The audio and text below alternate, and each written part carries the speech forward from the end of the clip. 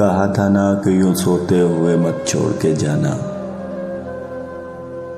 مجھے بے شک جگا دینا، بتا دینا۔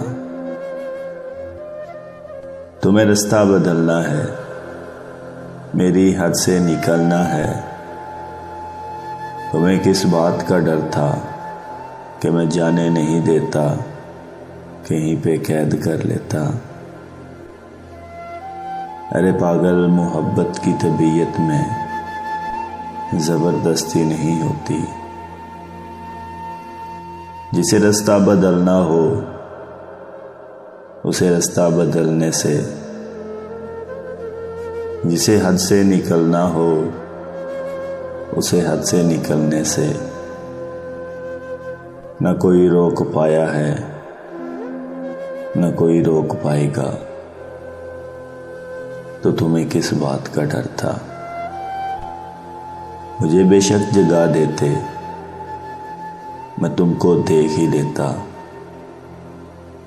تمہیں کوئی دعا دیتا، کم از کم یوں تو نہ ہوتا۔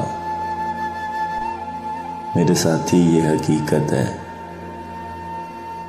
تمہارے بعد کھونے کے لیے کچھ بھی نہیں باقی۔ میرے ساتھی یہ حقیقت ہے، تمہارے بعد کھونے کے لیے کچھ بھی نہیں باقی۔ مگر میں کھونے سے ڈرتا ہوں، ہاں میں اب سونے سے ڈرتا ہوں۔ کہا تھا نا